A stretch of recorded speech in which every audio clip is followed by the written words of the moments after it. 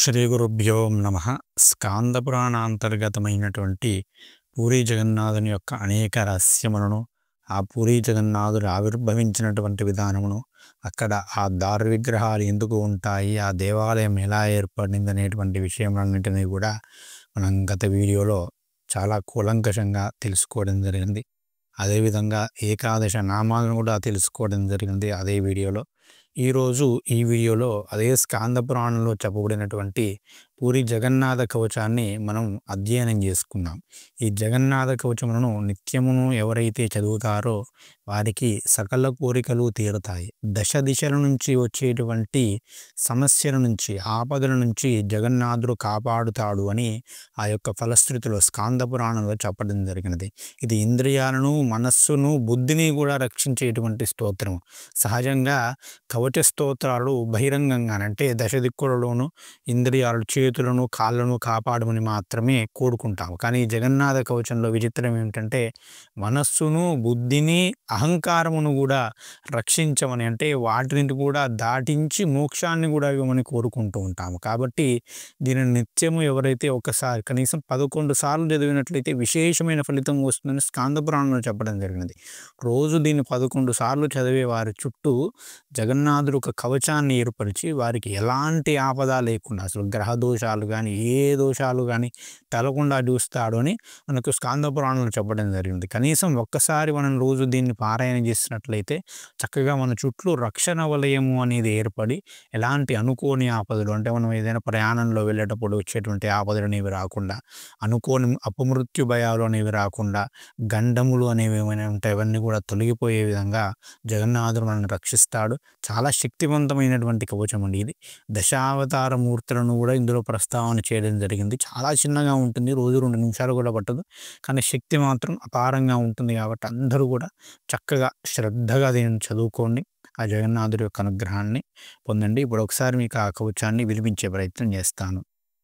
పూర్వే మాం పాతు గోవిందో వారిజాక్షస్తు దక్షిణే ప్రద్యుమ్నః పశ్చిమే పాతు ఋషికేశస్తదోత్తరే ఆగ్నేయాం నరసింహస్తు నైరుత్యాం మధుసూదనః వాయవ్యాం శ్రీధరః పాతు ఐశాన్యాం చ గదాధరః ఊర్ధ్వం త్రివిక్రమః పాతు అధో వారాహరూపధృక్ సర్వత్ర పాతు మాం దేవః శంఖచక్రగదాధరః నారాయణో మనః పాతు చైతన్యం గరుడధ్వజః పాతు మే బుద్ధ్యహంకారౌ త్రిగుణాత్మా జనార్దనః ఇంద్రియాణి సదా పాతు దైత్యవర్గనికృంతనః ఏవం భద్వా చ కవచం నిష్పాపో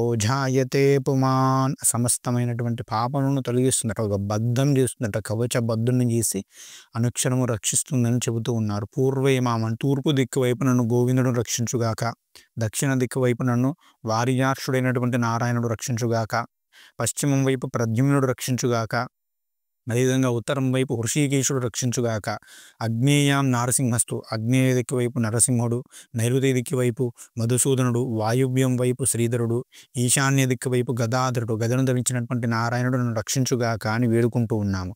అదేవిధంగా ఊర్ధ్వం ఆకాశం వైపుగా వచ్చేటువంటి ప్రమాదాల నుంచి త్రివిక్రముడైనటువంటి నారాయణుడు, అదో భూమి నుంచి వచ్చేటువంటి ప్రమాదాల నుంచి, అంటే పాములు, తేళ్లు వంటి వాటి నుంచి వచ్చేటువంటి ప్రమాదాల నుంచి వారాహ రూపుడైనటువంటి నారాయణుడిని రక్షించుగాక. సర్వత్ర పాతు మాం దేవ శంఖచక్ర గదాధర.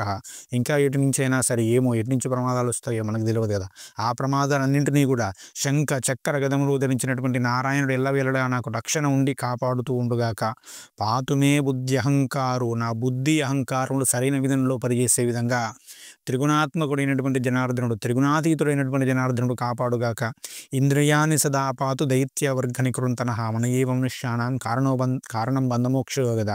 ఆ విధంగా ఇంద్రియాలు సరైన విధంలో పనిచేసి బంధములను విరిపించుకొని, కర్మబంధములను తొలగించుకొని మోక్షమును పొందే విధంగా ఆ దైత్యవర్గ నికృంతనుడు, ఆసురీ శక్తులు నన్ను ఎటువంటి ఇబ్బంది పెట్టకుండా దైత్యవర్గ నికృంతనుడైనటువంటి నారాయణుడు నన్ను కాపాడుగాక అని ఈ యొక్క స్తోత్రంలో మనం వేడుకుంటూ ఉన్నాం.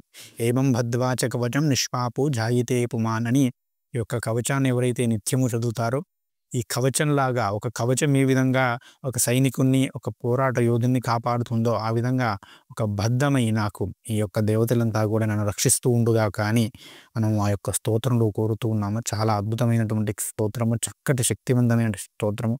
చిన్న పిల్లల నుంచి పెద్దవారి వరకు అందరూ కూడా చక్కగా చదువుకోదగినటువంటి స్తోత్రము. అందరూ చదువుకోండి.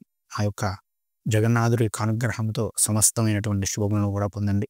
ఓం నమో నారాయణాయ నమః. శ్రీమాత్రే నమః. స్వస్తి. జై శ్రీరామ్.